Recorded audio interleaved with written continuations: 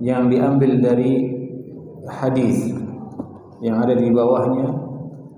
Adapun definisinya adalah sebagaimana perkataan Imam Asy-Syafi'i rahimahullahu taala, sebagaimana dinukilkan oleh Imam An-Nawawi dalam syarah Sahih Muslim.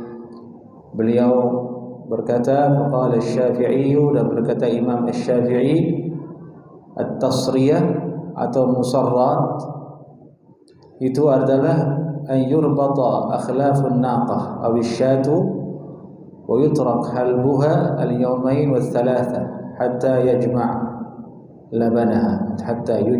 labanuha. Yani susunya onta atau kambing itu diikat dan dibiarkan kemudian selama 2 hari atau 3 hari sampai susunya itu banyak, tidak ada yang keluar sedikit pun, tidak diperas. Tujuannya apa? Fayazid mushtariha fi thamaniha bisababi dzalika li dhannihi annahu 'adatan laha, sehingga orang yang membelinya bertambah, yakni orang semakin terdorong untuk membelinya dan lebih berani untuk mematok harga yang tinggi karena dia menyangka bahwa onta atau kambing tersebut memang tabiatnya, bawaannya bagus, yaitu air susunya banyak. Itu tujuannya. Jadi musarrat atau tasriyah ini kita simpulkan adalah ternak berupa onta atau kambing yang dibiarkan dengan proses tertentu supaya air susunya banyak, sehari atau sampai 3 hari tidak diambil susunya dengan cara diikat, sehingga ketika hari dijual yang membeli berani membelinya dengan harga yang tinggi karena menyangka onta atau kambing tersebut bagus. Ini praktik yang terjadi di zaman dulu yang disebutkan oleh Imam Asy-Syafi'i rahimahullahu taala dalam menafsirkan makna musarrat tadi. Dan jual beli seperti ini bagaimana hukumnya? Dilarang. Nabi sallallahu alaihi wasallam bersabda, la tusarru al-ibila wal ghanam. Janganlah kalian menjual beli, janganlah kalian tusarru, ini tasriyah, yang tadi itu pada onta dan kambing. Ini riwayat dalam Sahih Muslim. Dilarang oleh Nabi sallallahu alaihi wasallam. Dan Imam An-Nawawi rahimahullahu taala beliau menjelaskan, wa'lam anna at-tasriyata haramun. Sungguhnya perbuatan tasriyah itu diharamkan. Sawa'un tasriyatan naqah wal baqarah wasyad wal jariyati wal faras, sama ada atau tidak ada bedanya tasriyah tersebut dilakukan pada onta, sapi, atau dilakukan pada kambing, atau bahkan dilakukan pada budak perempuan. Diharamkan, dan bahkan haram jika dilakukan pada al-faras, yaitu kuda.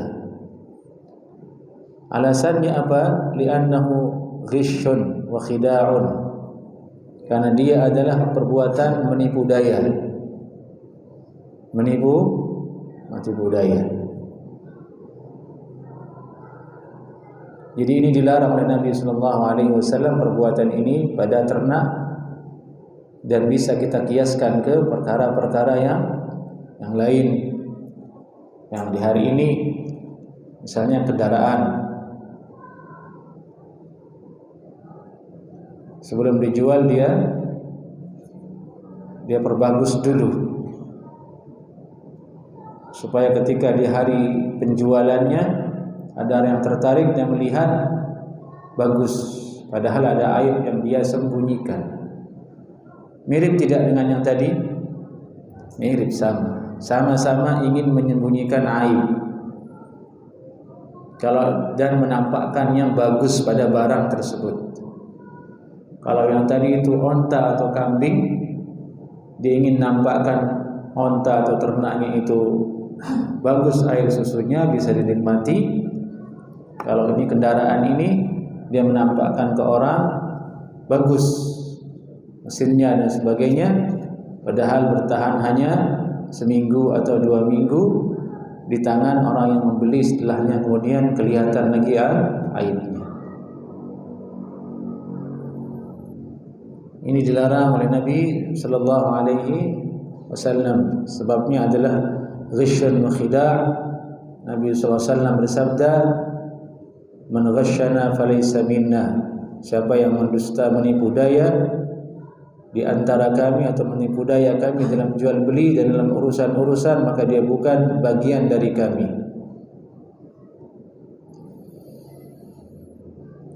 Nabi juga bersabda, "Naha 'anil gharar."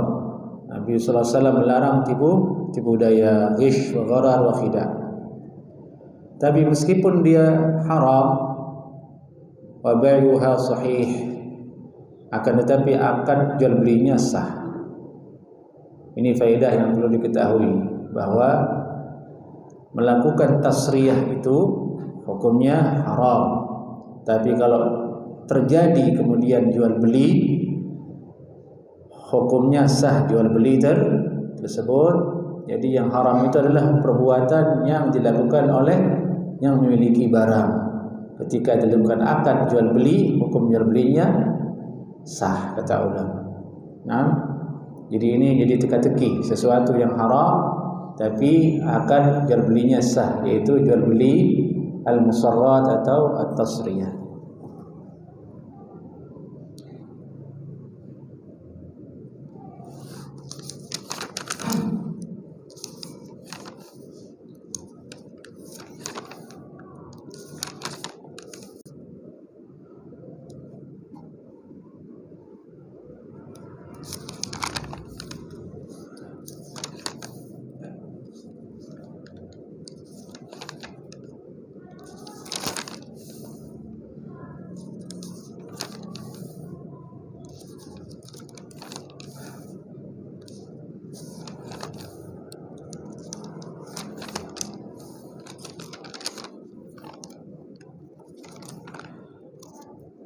Adapun Imam At-Tirmidzi rahimahullahu taala, di dalam hadis ini beliau tidak menyebutkan hadis yang tadi, namun beliau menyebutkan lanjutannya. Beliau berkata di sini, qala haddatsana Abu Quraib qala haddatsana Waqi' an Hammad bin Salamah an Muhammad bin Ziyad an Abi Hurairah qala an-nabiy sallallahu alaihi wasallam, man ishtara musarratan fahuwa bil khiyari idza halabaha insya'a raddaha wa radda ma'aha sa'an min tamrin. Nah, Imam At-Tirmidzi rahimahullahu taala tidak menyebutkan hukum musarrat karena beliau ingin menjelaskan di bab ini adalah bab yang masih terkait dengan khiyar. Pada sebelumnya kita membahas masalah khiyar di bab-bab sebelumnya. Jadi ini ada masih kaitannya dengan khiyar. Dari itu beliau langsung saja menyebutkan dalam riwayatnya, man ishtara musarratan, siapa saja yang membeli ternak yang sudah ditasriyah, fahuwa bil khiyar, maka dia memiliki hak untuk khiyar.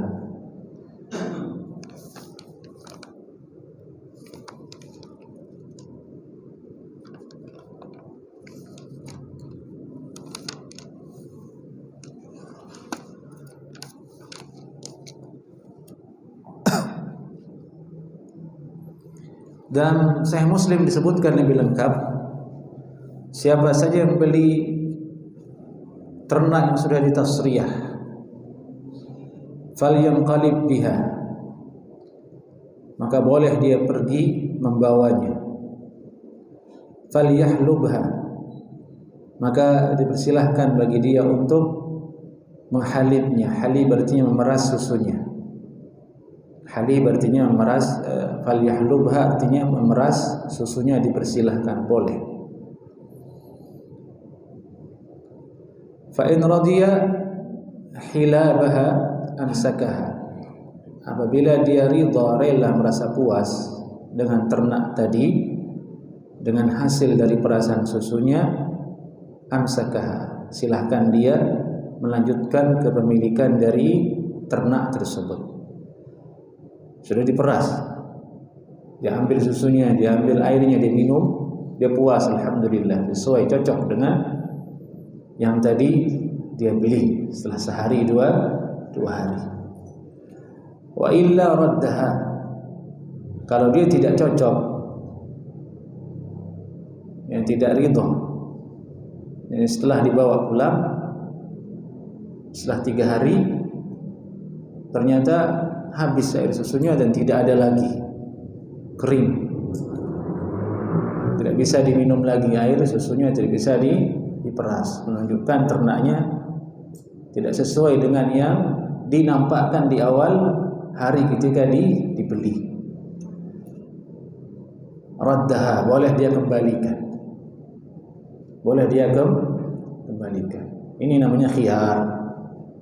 Ini maksud dalam Sunan At-Tirmidzi, fahuwa bil khiyar idza halabah, maka dia memiliki hak untuk khiyar. Khiyar aibi, khiyar yang ada cacat dan celah, atau khiyar yang bentuknya kerugian. Khiyarul ghaban artinya, khiyarul ghaban dia beli dan dia rugi, maka dia harus boleh dikembalikan. Ternyata dia ditipu daya. Insya'a raddaha, jika dia hendak mengembalikan, silahkan dia kembalikan. Waradda ma'aha sa'an min tamrin. Ini jadi bahasan di akhir hadisnya.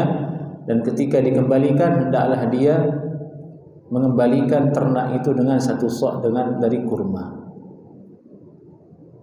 Disuruh bawa kurma sama Nabi sallallahu alaihi wasallam kalau dia hendak mengembalikan kembali ternak yang telah dia peras susunya tersebut, dan dia ambil ternyata tidak memuaskan dirinya, disuruh kembalikan dan beri kurma. Kata ulama mengatakan 1 sa' kurma ini tidak melihat banyak atau tidak air susu yang diperas. Hikmah dan tujuannya, kata ulama, untuk menghilangkan terjadinya perselisihan di antara kedua belah pihak, pembeli dan penjual. Kalau hanya dikembalikan saja, nanti yang punya ternak marah dia. Kamu sudah enak minum susunya, sudah ini, kamu balikin begitu saja. Harusnya kalau kamu tidak mau dari awal saja, jangan ambil susunya biar saya yang minum, kan begitu. Nah, ini disuruh balikan sama Nabi sallallahu alaihi wasallam ternaknya, wa ma'aha sa'un min tamrin. Yani dibayar dengan kurma. Ini penjelasan Nabi sallallahu alaihi wasallam untuk menutup celah pertikaian dalam jual beli. Motor, kendaraan juga begitu. Kalau tidak ridha, dia balikkan lagi, ini motornya penuhin bensinnya, sudah saya pakai kemarin, ini bensinnya penuh, atau bawain dia kurma biar dia tidak terjadi perselisihan. Nanti yang punya marah, kamu sudah bawa kemana-mana itu motor saya, enak saja sudah 3 hari pakai, kamu kembalikan, begitu. Jadi Nabi menyuruhnya untuk boleh kembalikan, silahkan, sebagai hukuman atas dia menipu daya di awal tadi, melakukan tasriyah tadi itu. Tapi supaya menutup celah, disuruh bayar dengan kurma. Wa ma'aha sa'an min tamrin.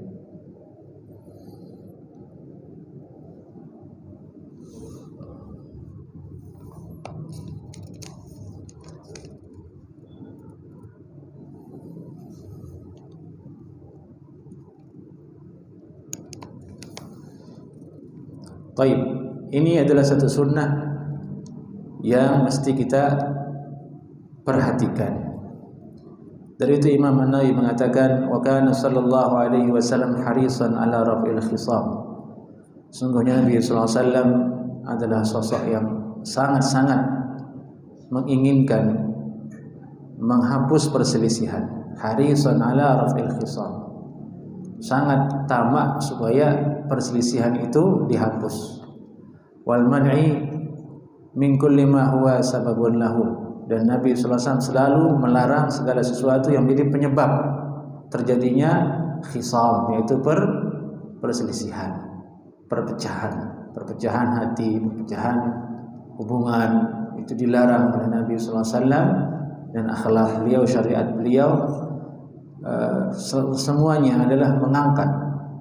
Tidak boleh ada terjadi perpecahan, dan tidak boleh ada sesuatu menjadi penyebab perpecahan dalam banyak hal. Dan ini yang harus kita wajib perhatikan di dalam kita bermasyarakat, dalam kita berhubungan dengan orang banyak, bahkan di dalam keluarga kita. Adalah seorang bapak, seorang suami, pandai-pandai menjadi pemimpin, jangan sampai ada khisam, permusuhan di antara anak cucunya, atau ada hal yang menyebabkan menjadi permusuhan di antara anak cucunya, seperti harta dan begitu. Hendaklah dia berbuat adil dan berwasiat dengan wasiat yang tidak memberatkan keluarga, anak cucu, yang bisa menjadikan mereka khisam, bermusuhan.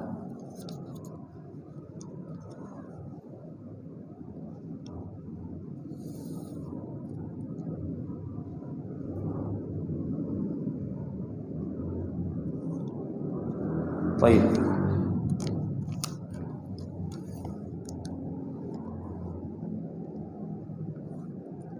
Hadis berikutnya dalam bab ini, Al-Imam At-Tirmidzi rahimahullah ta'ala berkata,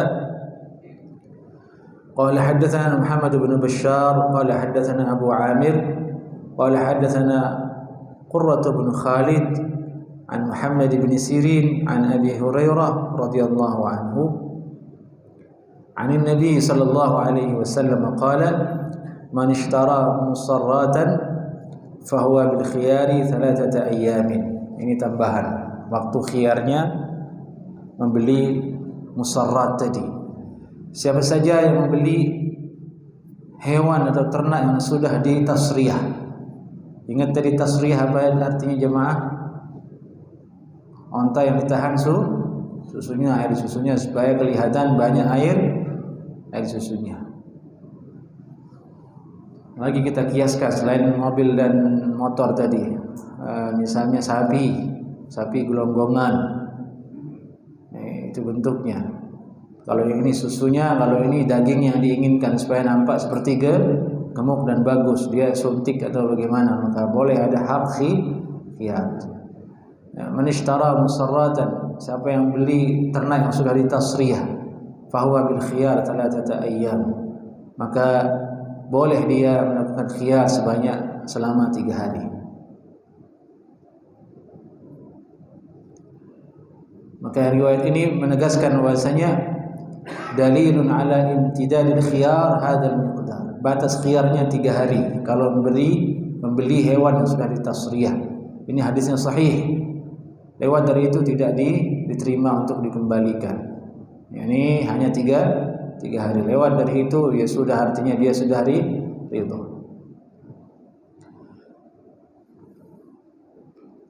Fa in raddaha radda ma'aha sa'an min ta'amin la samra.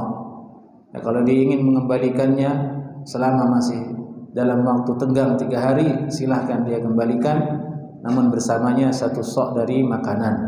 1 sok dari makanan, ta'am la samra, bukan dari gandum. Samra artinya hintah, yaitu gandum. Ini hadis sahih Bukhari dan Muslim.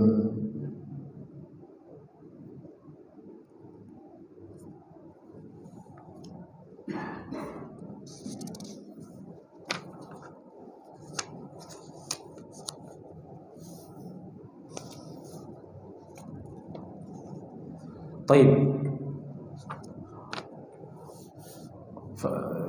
Faedah yang paling penting kita ingat dari hadis tasriyah ini, musarrat ini, kalau kita punya barang yang hendak kita jual, hendaklah kita terbuka.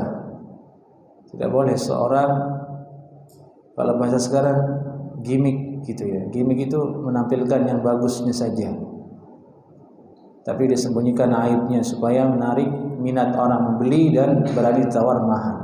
Setelahnya tapi menipu daya. Hendaklah seorang kalau berjual beli di hari ini jika jual belinya itu bentuknya contoh, misal ya ini benda yang dipajang, apa istilahnya itu, benda yang dipajang ya, display. Hendaklah sesuai dengan yang dia jual. Jangan displaynya bagus tapi barang yang dia jual la haula wala quwata illa billah. Displaynya anti banting, anti apa, yang dijual senggol dikit langsung pecah. Masuk ke dalam yang diharamkan. Kalaupun jual belinya sah tapi haram, dapat dosa dia. Dapat dosa. Nah, kita usahakan supaya display yang kita tampilkan itu memang itulah keadaan barangnya. Makanan misalnya, kita jual makanan, displaynya jangan terlalu cantik. Kalaupun ingin ditaruh yang terlalu bagus displaynya, ya tulis keterangan, ilustrasi begitu. Jangan ditempelin terus seperti itu. Ini masuk ke tasriyah. Khidah. Sekolah juga begitu. Sekolah jangan terlalu tinggi-tinggi naruh display. Ada ini, ada itu. Tahu-tahunya tulis insya Allah begitu, insya Allah begini.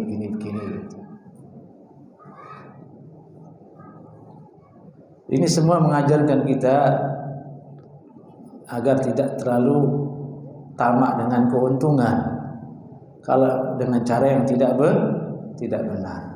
Kalau memang rezekinya datang, insya Allah datang. Tidak boleh seorang takut sehingga melarang kemudian aturan Nabi Sallallahu Alaihi Wasallam.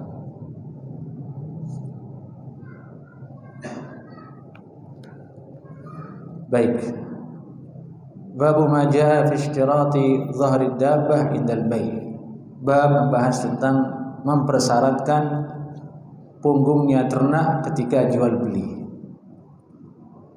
Mempersiapkan punggungnya ternak ketika jual beli. Maksudnya ini ketika dijual ternak tersebut dia mensyaratkan, tapi saya boleh pakai dulu sampai ke tempat itu, baru nanti ambil barangnya. Seperti itu maksud pembahasannya.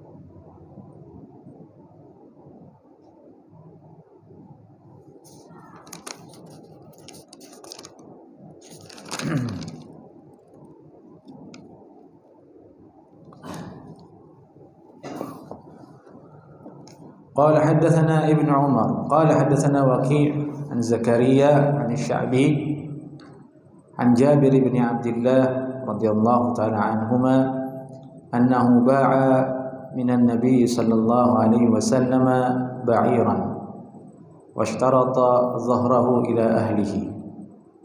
Suatu ketika Jabir bin Abdullah radhiyallahu taala anhu menjual minan Nabi sallallahu alaihi wasallam ba'iran. Yani ba'a minan Nabi sallallahu alaihi wasallam ba'iran. Nabi membeli onta kepada Jabir bin Abdullah radhiyallahu taala anhu. Washtarata dhahrahu ila ahlihi. Dan Nabi sallallahu alaihi wasallam mempersyaratkan punggung dari onta tersebut boleh ditunggang, dipakai sampai ke tempat keluarga yang ada di Madinah. Ini penggalan hadis. Hadisnya ini ada cerita panjang dalam Sahih Bukhari dan Muslim.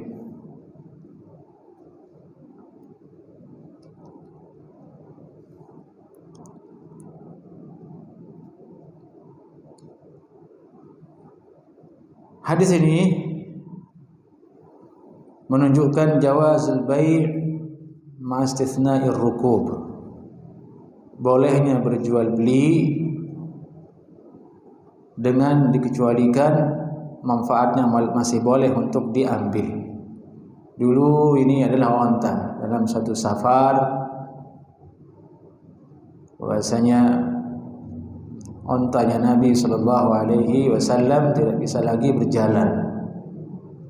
Kemudian ontanya Jabir dibeli sama Nabi Shallallahu Alaihi Wasallam. Tapi bayarnya nanti di Madinah dalam satu riwayat tidak disebutkan. Dan di dalam jual beli itu dia mempersyaratkan bahwasanya boleh saya bawa dulu, saya pakai onta ini sampai tiba ke keluarga. Hadis ini kemudian menjadi dasar oleh ulama boleh jual beli sesuatu dengan beberapa pengecualian terlebih dahulu, diambil manfaatnya terlebih dahulu. Ada riwayat lain mengatakan tidak boleh ada syarat dalam jual beli, satu atau dua tidak boleh ada syarat. Dan hadis ini membantah riwayat tersebut. Kalau seandainya hari ini ada orang jual beli mobil atau motor, tapi dia mempersyaratkan, tapi saya pakai dulu ya ke Jawa mobilnya, mudik dulu gitu. Ya kalau diizinkan ya monggo, tidak batil, maksudnya tidak zalim hal itu. Itu diperbolehkan asalkan bersama ridha. Dari itu Imam At-Tirmidzi mengatakan wal amalu ala hadza 'inda ba'd ahli al-ilm. Dan inilah yang diamalkan di sisi sebagian ulama dari kalangan para sahabat Nabi dan yang lainnya, yarawna asy-syarta fil bai' jaizan. Mereka memandang bolehnya meletakkan syarat dalam jual beli. Idza kana syartan wahida. Kalau syaratnya itu hanya satu syarat saja. Wa huwa qaulu Ahmad wa Ishaq. Ini pendapat Imam Ahmad bin Hanbal dan Ishaq bin Rahawayh. Jadi maksud Imam At-Tirmidzi jelas ya, dengan hadis ini ingin membahas tentang boleh tidak memberikan syarat dalam jual beli. Ya, hadis ini menunjukkan bolehnya hal tersebut. Jadi tadi kita jelaskan ada riwayat lain mengatakan la syartani fil bai', tidak boleh ada dua syarat dalam jual beli. Dan hadis ini menyederhanakan larangan itu. Ini hadis ini mengatakan boleh, dan itu dengan Allah mengatakan boleh. Wa qala ba'd ahli ilmi, sebagian ahli ilmu mereka mengatakan la yajuzu syarat bil bai', tidak boleh ada syarat dalam jual beli. Wala yatimul bai' idza kana fihi syartun, dan jual beli itu tidak bisa jadi sempurna kalau di dalamnya ada persyaratan. Kalau dia bilang mengatakan tapi barangnya saya ini dulu ya, jual beli belum sempurna, belum dianggap jual beli. Kapan saja ada syarat dalam akad itu, maka kata ulama tidak sah jual beli berdasarkan riwayat yang tadi la syartani fi bai'. Tapi banyak ulama mengatakan sah hukum jual belinya meskipun ada syarat berdasarkan riwayat Jabir bin Abdullah radhiyallahu taala anhu ini.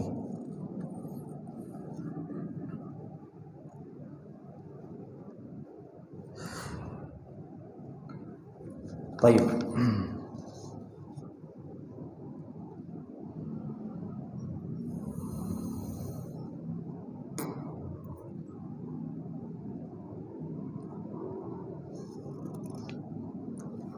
Kita lanjut ke hadis berikutnya. Babu ma jaa fil intifa' birrahn. Bab membahas tentang memanfaatkan rahan, gadian.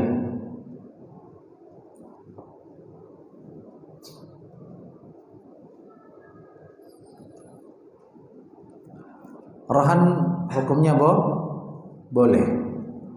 Di antara dalilnya menggadai itu adalah Nabi sallallahu alaihi wasallam meninggal dunia wa dir'uhu marhunah indal yahudi.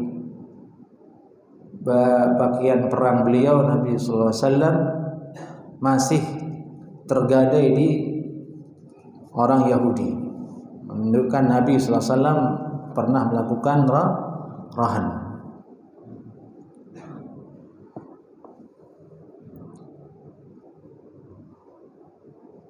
Allah juga berfirman dalam surat Al-Baqarah, wa in kuntum ala safarin wa lam tajidu katiban farihanun maqbudah.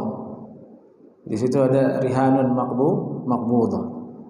Disebut kalimat rihan, yakni sesuatu yang jadi jaminan, gadaian yang dipegang ketika orang itu pergi safar membawa hutang.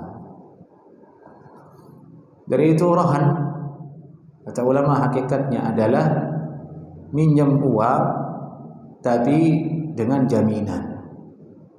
Nah, gadai itu adalah meminjam sesuatu dengan adanya jaminan. Ulangi lagi, rahan itu apa? Memberi hutang atau meminjam hutang dengan jaminan.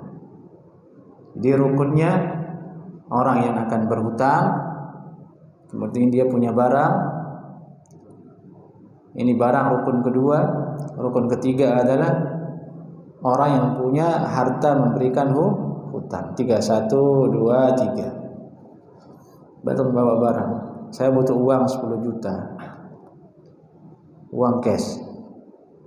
Tapi tidak ada yang bisa memberikan dia pinjaman 10 juta. Nah, ada uang sebenarnya, tapi orang berat untuk memberikan pinjaman uang cash. Kenapa? Karena terlalu banyak penipuan, terlalu banyak orang yang mangkir dari membayar hutang.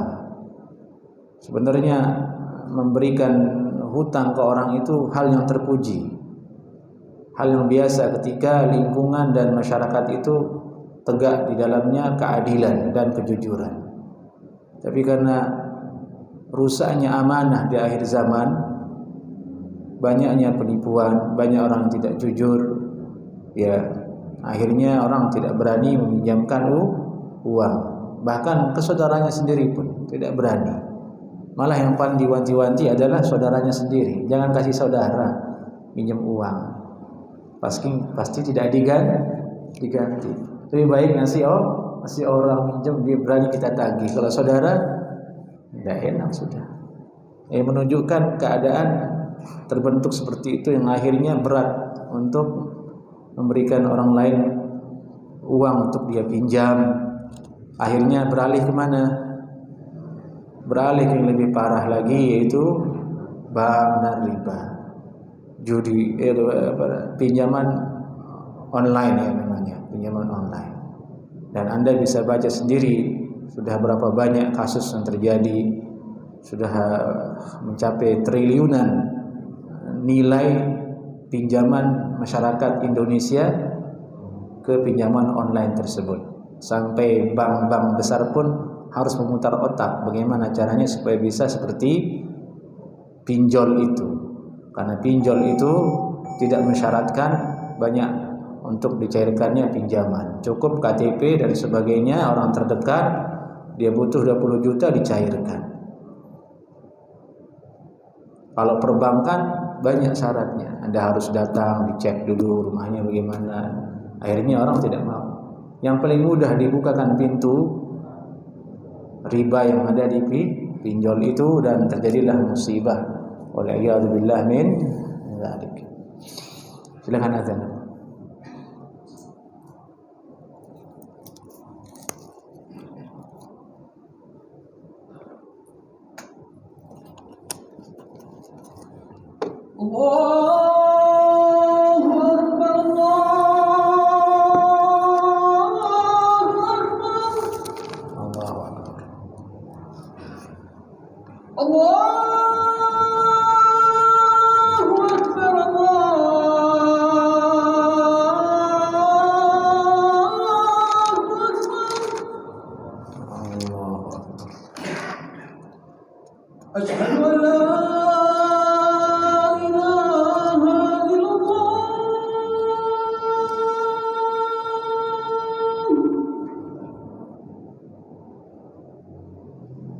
أشهد أن لا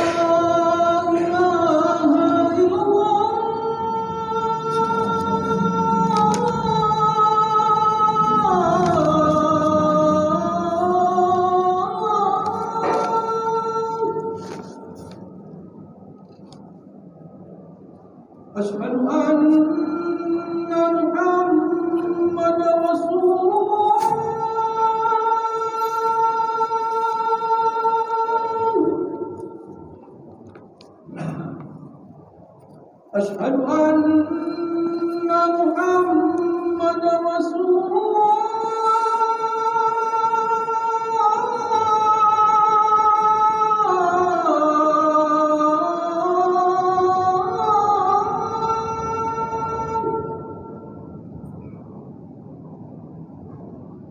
Hayya 'alas salat.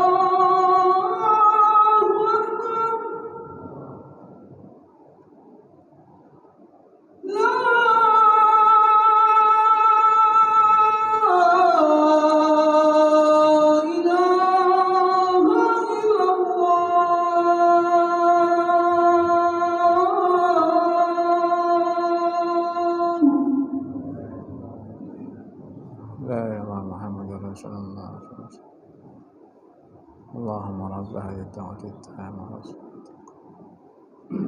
ati Muhammadan al-Masih.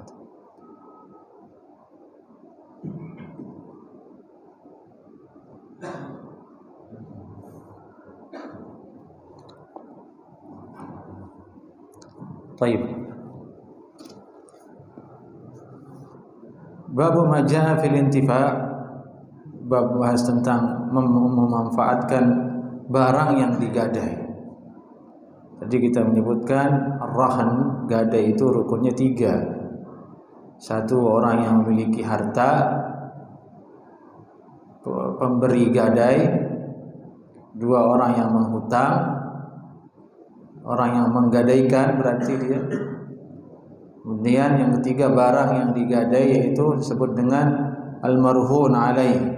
Al-marhun alaih ini yang disebut dengan rahan di bab ini. Hukum memanfaatkan barang gadaian tadi itu.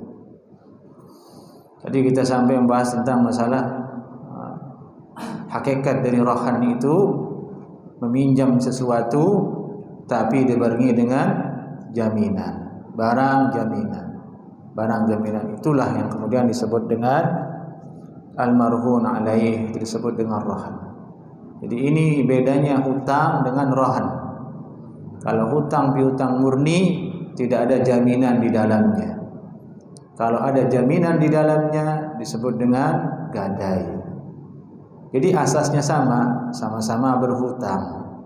Sama-sama berhutang. Dari itu hukum yang dilarang dalam hutang piutang berlaku di dalamnya, di dalam hukum gadai tersebut. Di antaranya adalah mengambil manfaat. Sebagaimana orang yang menghutangi tidak boleh mengambil manfaat dari orang yang berhutang karena hutang tersebut, sama juga dengan gadai menggadai tersebut. Nah, baik. Barang yang digadai ini bebas asalkan dia harta dan disepakati.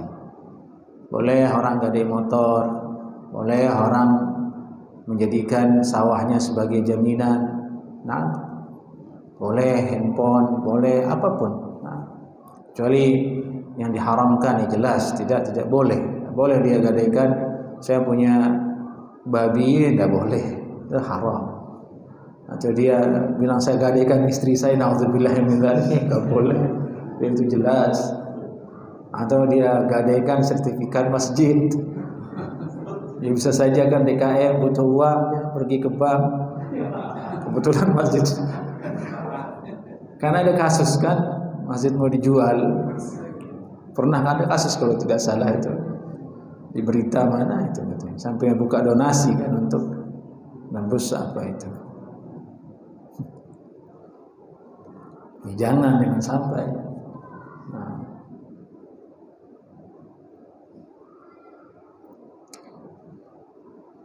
Sawah boleh, ini yang banyak terjadi di kita, di masyarakat.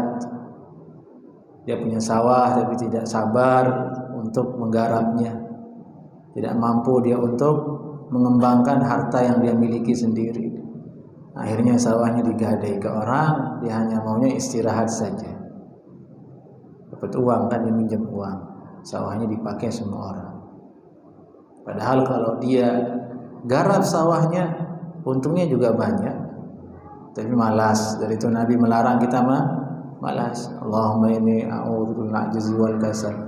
Ya Allah, aku berlindung kepadamu dari sifat lemah, merasa lemah, dan dari sifat kasal, yaitu malas. Dari sifat malas. Yang banyak terjadi di masyarakat, motor, digadai motor, dipakai 3 bulan, 2 bulan motornya, jadi tebus lagi, jadi dikembalikan uangnya kan, motornya balik. Nah, ini bahasannya, ini intifa ini sekarang dengan barang yang digadai tadi itu. Nah, di sini barang yang digadai di hadis ini nanti disebutkan di sini ternak. Qala haddatsana Abu Quraib wa Yusuf bin Isa qala haddatsana Waqi' an Zakaria an Amir an Abi Hurairah radhiyallahu anhu qala Rasulullah sallallahu alaihi wasallam az-zahru yurkabu, punggung itu ditunggangi. Maksudnya di sini punggung ternak, unta, kuda di zaman Nabi sallallahu alaihi wasallam. Idza kana marhunan, kalau sekiranya ternak itu dijadikan sebagai jaminan gadai, marhun, boleh ditunggangi. Perhatikan bunyi hadisnya, az-zahru yurkabu idza kana marhunan. Punggung hewan ternak yang digadai itu boleh ditunggang. Jadi barang gadaiannya adalah kuda atau onta, boleh ditunggang. Wala banud darri yushrabu idza kana marhunan, dan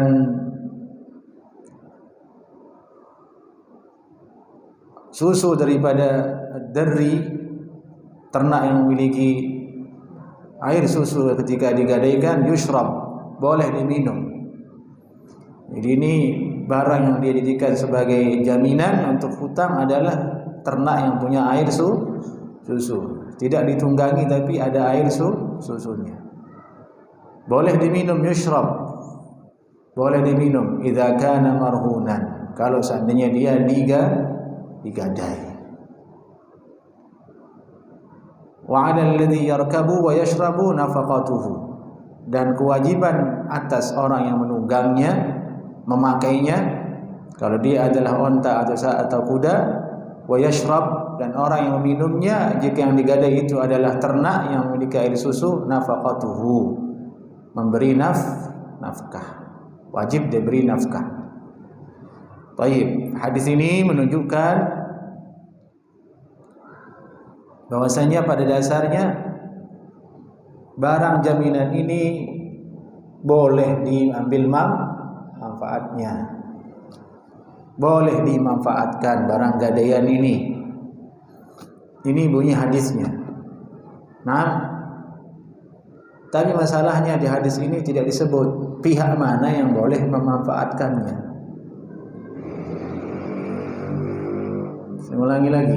Hadis ini tadi menunjukkan boleh barang gadaian itu dimanfaatkan. Ini yang ditunjukkan oleh hadis ini.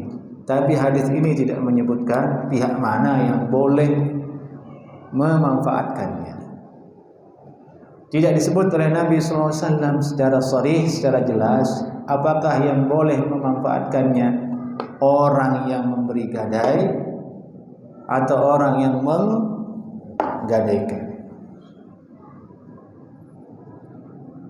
Apakah yang boleh memanfaatkannya adalah yang memberikan, mencairkan hutang, ataukah yang meminta hutang? Tidak disebut. Dari itu terjadi perdebatan sengit di antara ulama. Secara qiyas, secara ini, macam-macam.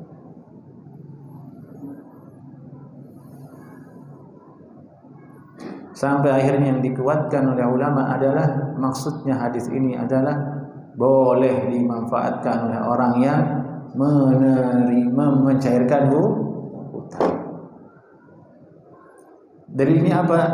Dalilnya di bagian yang terakhir, wa 'alal ladzi yarkab wa yashrab, dan kewajiban bagi orang yang menunggangnya atau minum air susunya adalah memberi nafkah kepada barang gadaian. Nah, jadinya dia dimanfaatkan oleh orang yang memberikan, oleh pencair hutang ini atas dasar diberikan nafkah. Gambarannya di zaman dulu adalah onta.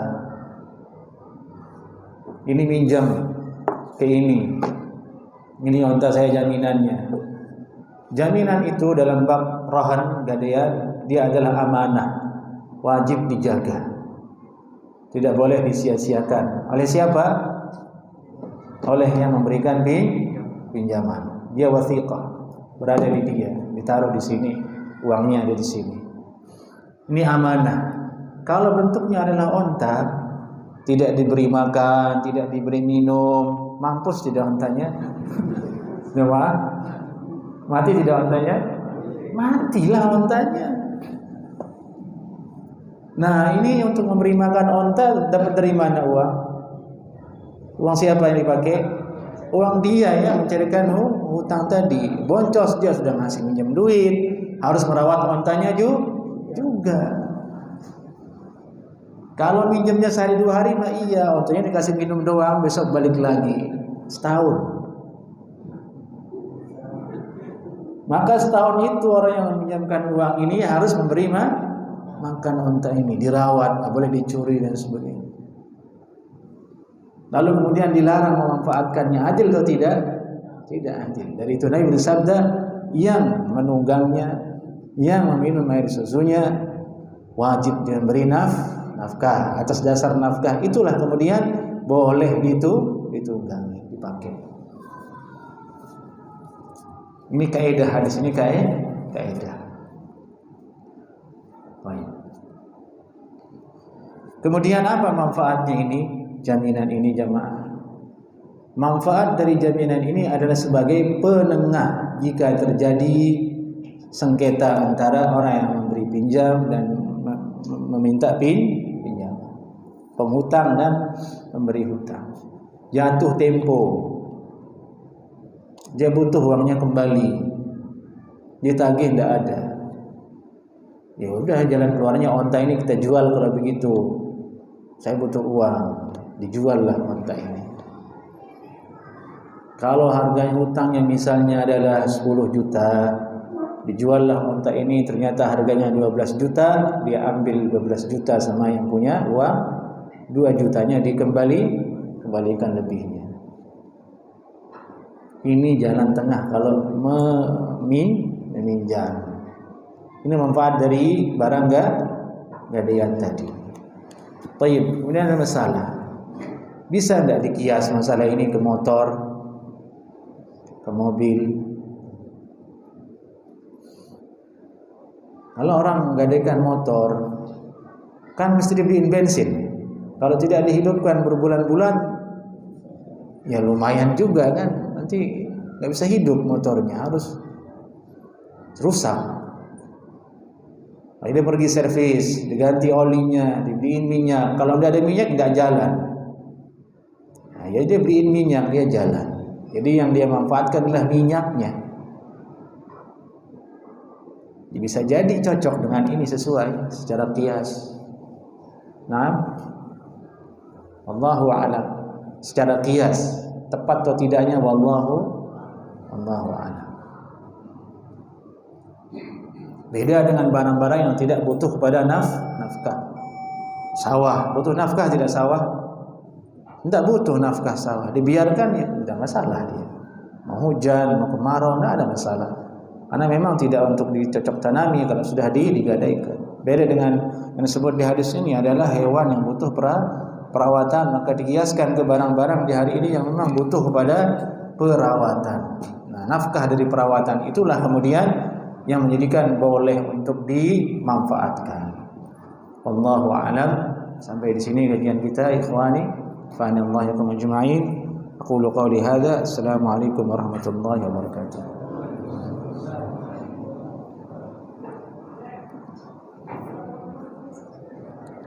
Naam.